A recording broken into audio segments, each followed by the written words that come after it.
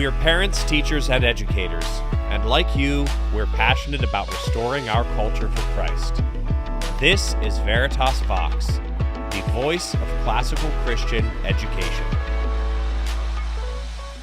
Good day. Today on Veritas Vox, we have a very special guest, Voddie Baucham. Voddie has been a dear friend of the Detweilers and of Veritas for many years, maybe as many as 20. I don't even remember anymore. Welcome, Voddie. Tell us from where you are making your appearance.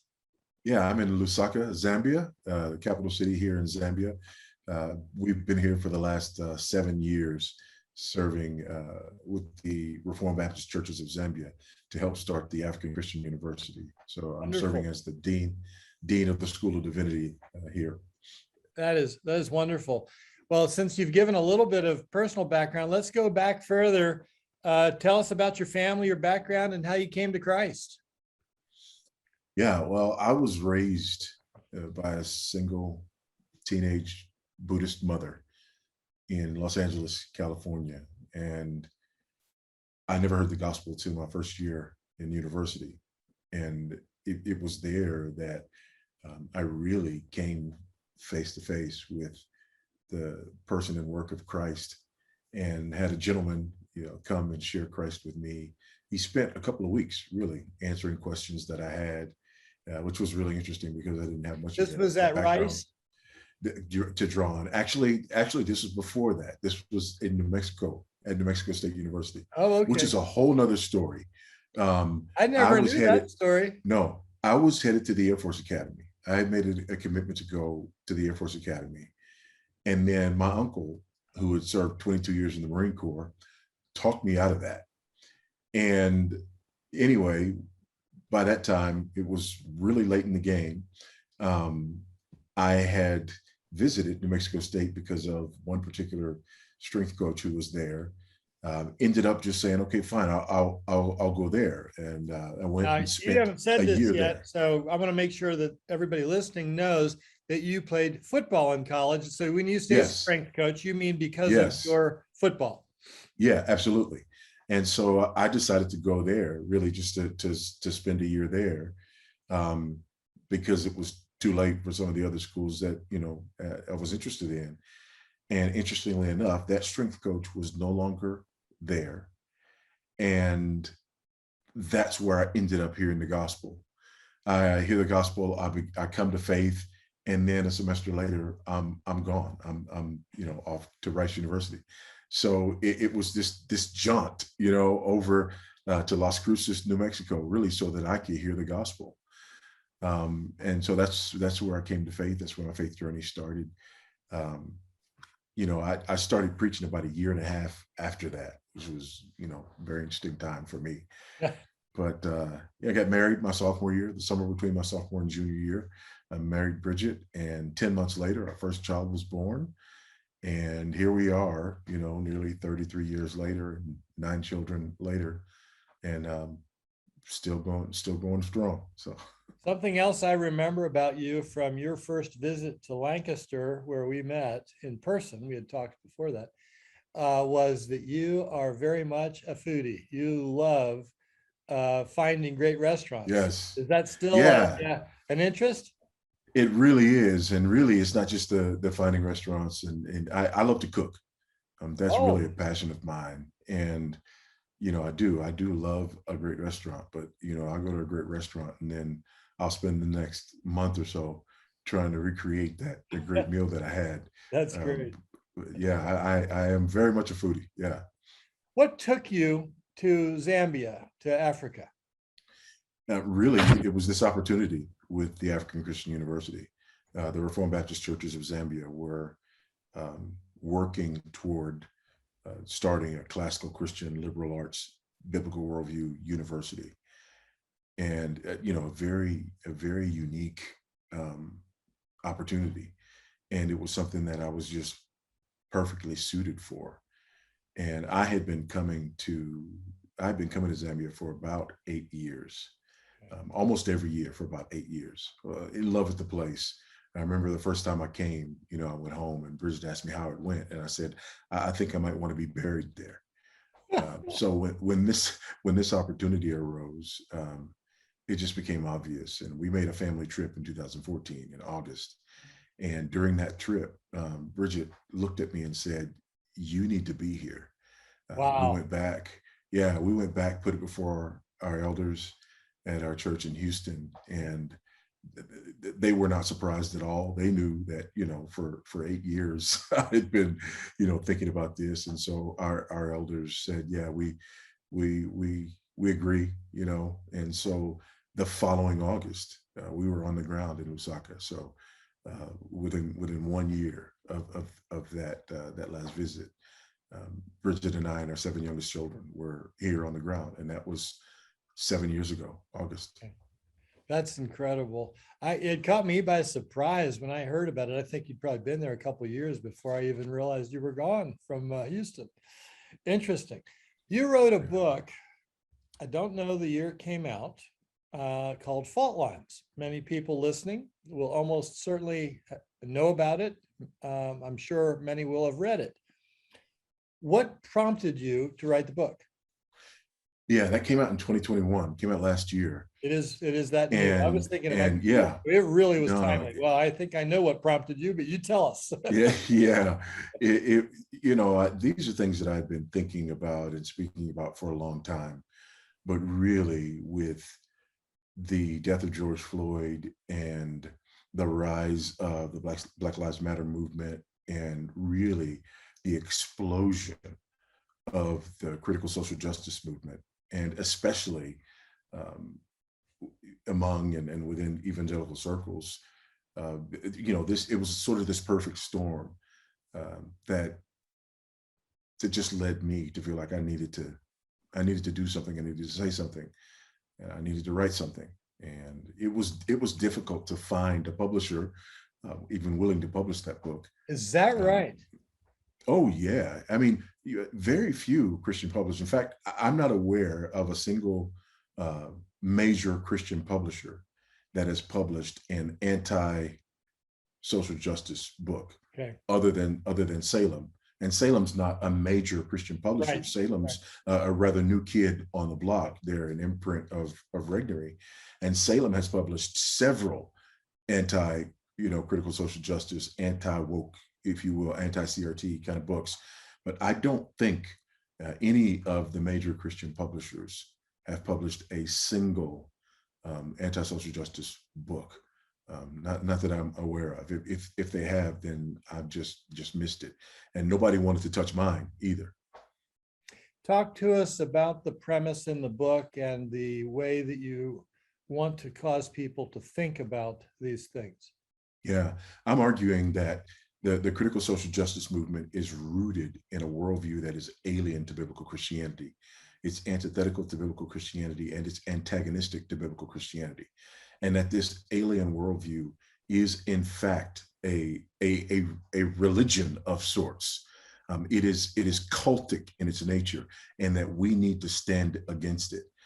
Ultimately, I come back to 2 Corinthians 10 and argue that we need to follow Paul's admonition to take every thought captive, right?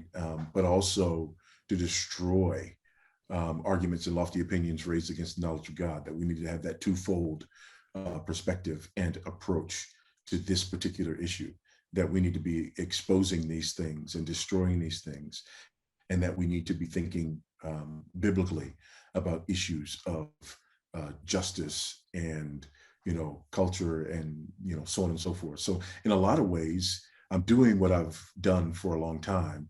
I'm just focusing on this contemporary issue that I believe is a poison pill for the church. Yeah, I've seen some churches really swallow the pill, and it did produce the effect of a poison. It was really something, and divisive and problematic. So here I am. And it's really divisive and problematic because, it sounds, it's just like Satan, right?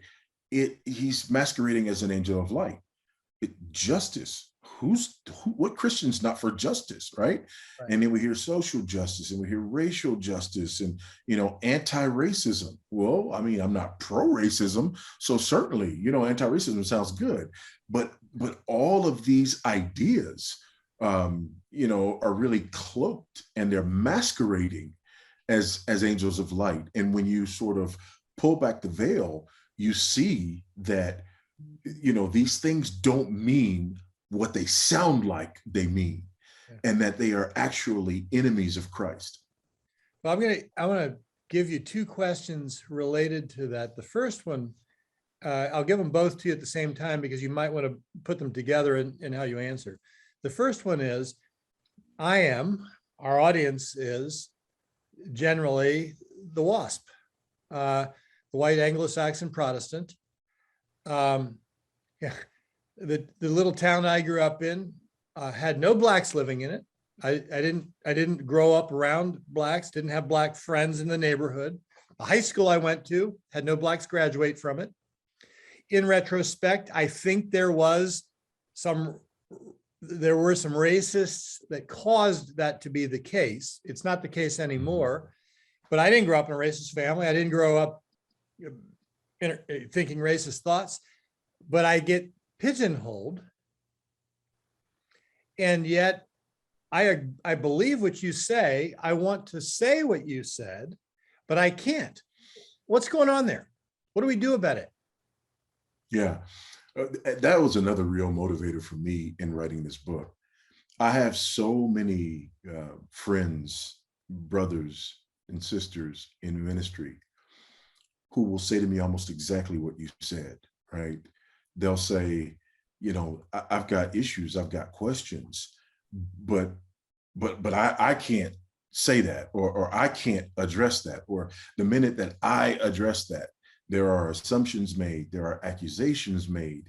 And so because of that, a lot of these things weren't really being dealt with. They weren't really being discussed. And so I sort of felt an obligation to say things that others in a very real way couldn't say, in order to move this conversation further. And it's ironic. Everybody's talking about we need to have a conversation about race, but then they say that white people need to sit down, shut up, and elevate Black voices, right? So how are we having a conversation if white people have to sit down, shut up, elevate Black voices, and be called racist, right? If and when they say anything. So really, that was part of my motivation for writing in this book and for putting this book out there, is to force the conversation.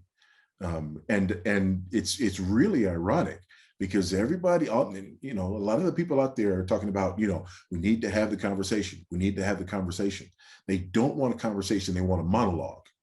And the minute anybody pushes back, then all of a sudden things get shut down. So, those were kind of motivating factors for me. So I identify with, that circumstance that you shared, because I've seen it so many times, and I believe we've got to get beyond it. I also believe that issue really reminded us that we weren't as unified as we thought we were. Because if you can't say certain things to me for fear of being shut down, then we don't have the relationship that we were pretending to have. Very, very good point. Very good point. So the book really addresses this problem of woke, CRT, monologue approach to where we are in a way that's very unfortunate. I'm not interested in a political conversation here, although to the extent that it needs to be, so be it. I'm far more interested in a biblical conversation. Yeah. What is the status of racism in America? What do you think?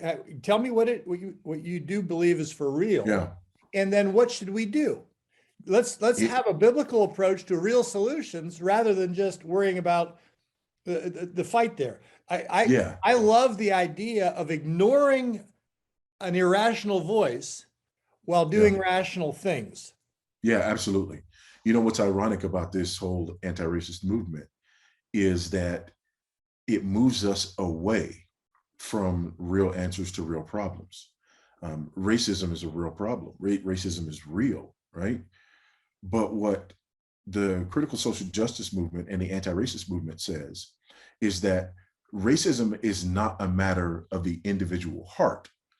Racism is a matter of structures and systems that create inequities. So when the anti-racist movement talks about racism, they're talking about systems and structures, not individuals and not the human heart.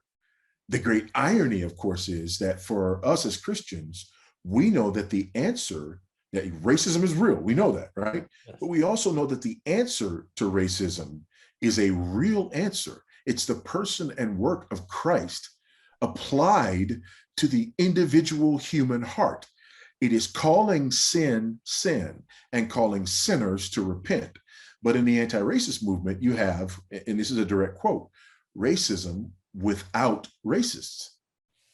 So what they're doing is they're moving away from the real problem. Here's the other problem. The other problem is that America is one of the least racist multi-ethnic countries in the world, period, full stop. Yeah. Yes, America is one of the least racist multi-ethnic countries in the world. I mean, if you want to see real racism, you need to spend some time in some Asian countries, and hear how some Asian groups think about other Asian groups, for example.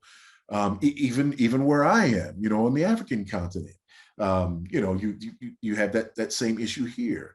One of the things I write about in the book is how, I have a friend here. He was born and raised here in Zambia, but his parents are from India. His parents immigrated from India.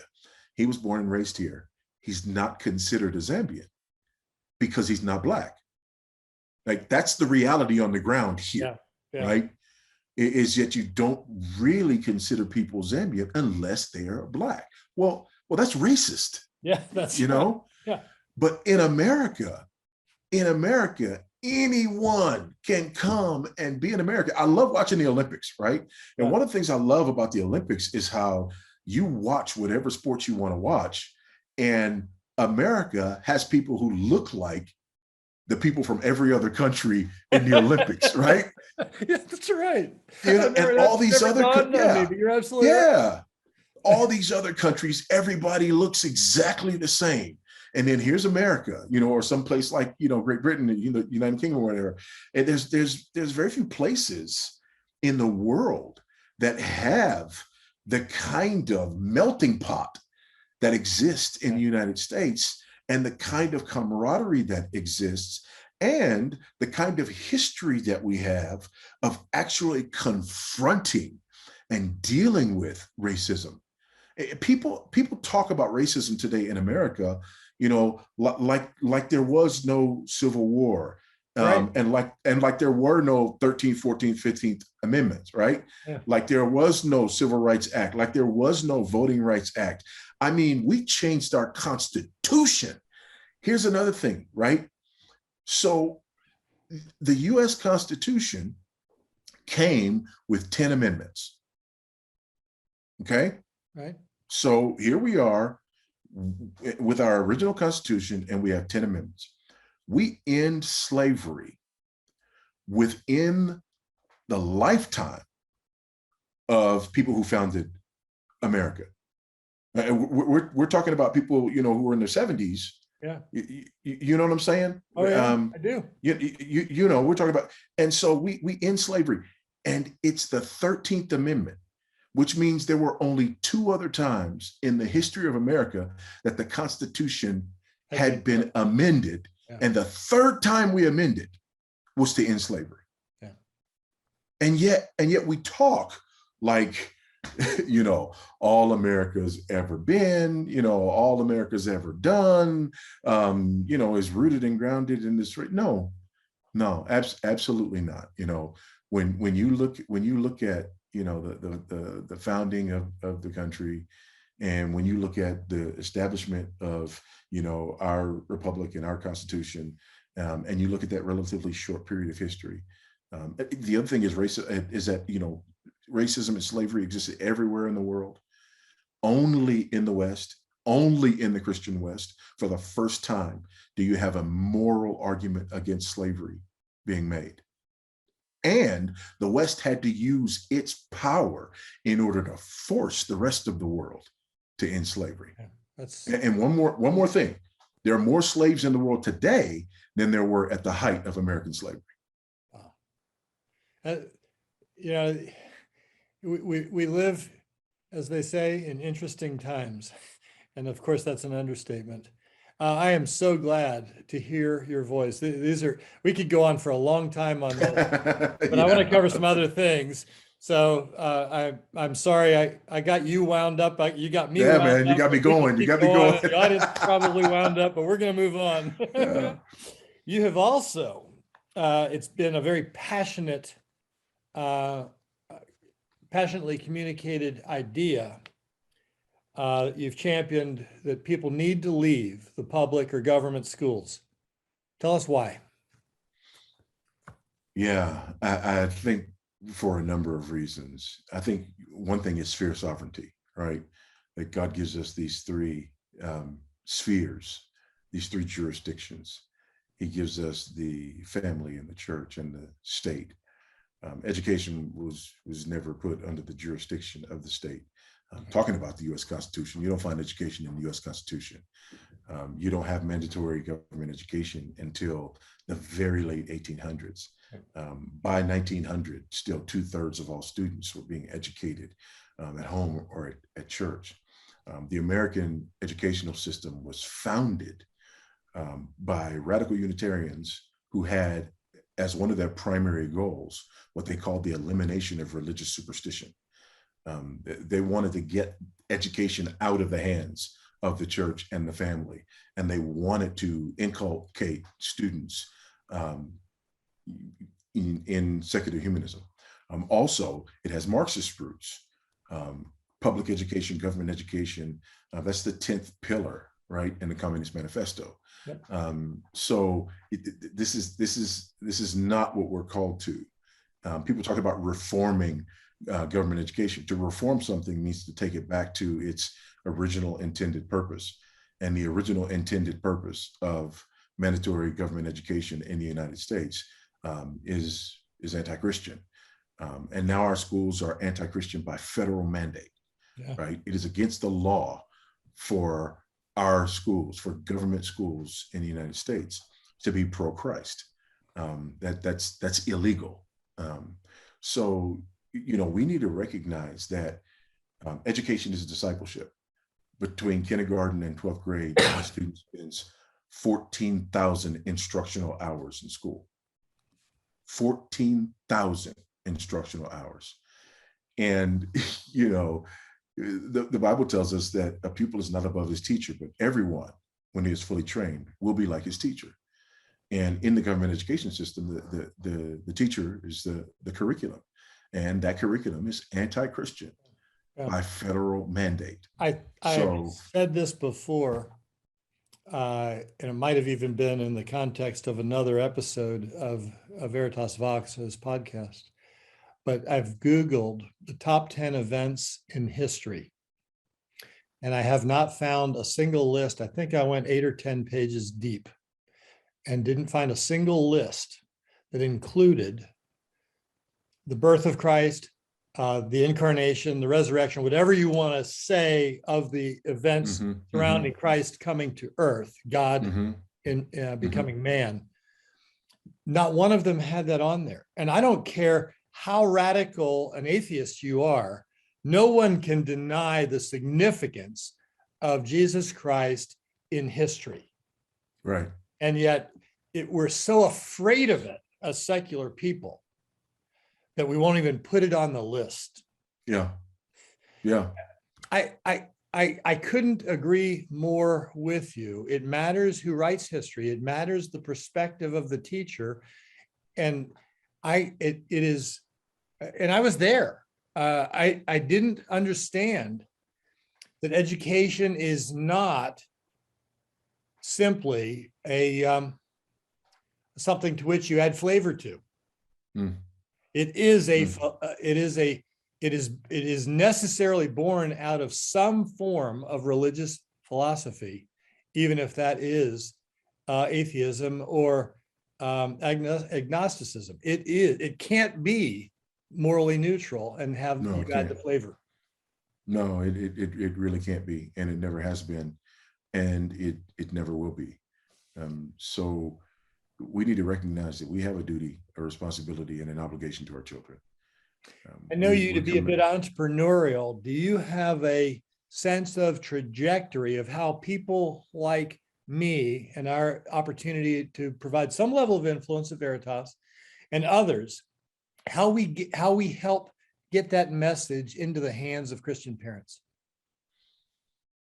Boy, it's tough, because It the is. overwhelming majority of Christian parents send their children to government schools. We just have to not grow weary in doing well. We have to continue to contend for this. We have to continue to,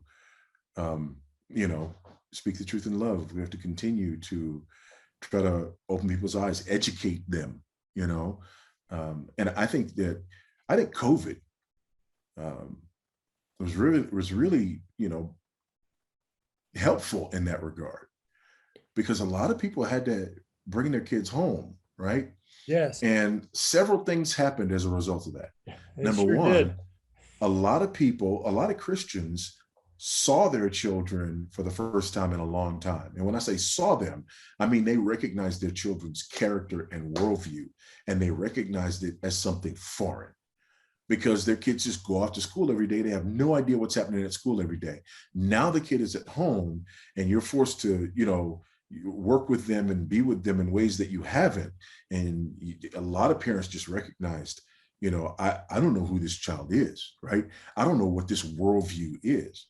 The second thing that happened is a lot of people got to see the work that their children were doing and recognized that there wasn't much there, right?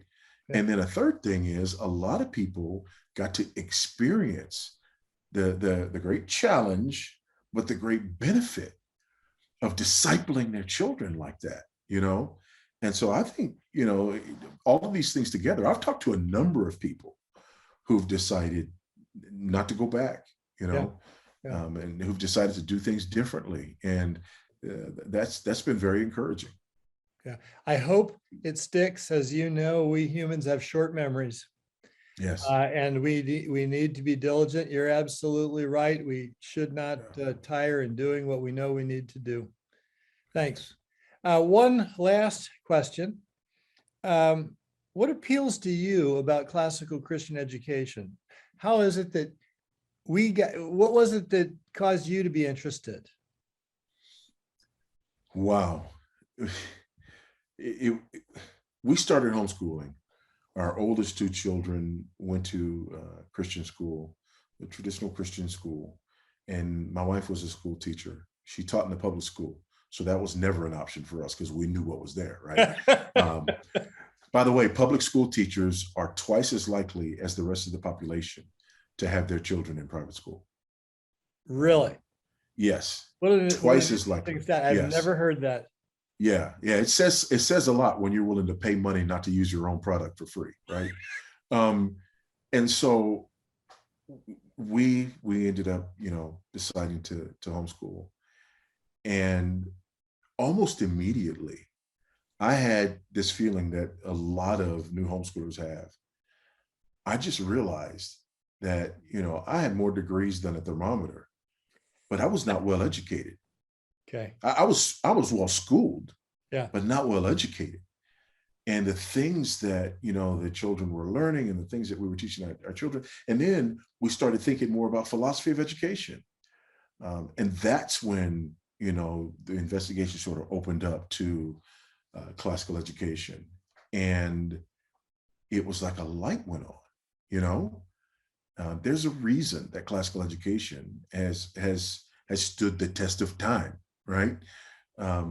There's a reason that idea of, holding on to and preserving highest and best, and then passing that on to the next generation, to give them a foundation upon which they can build.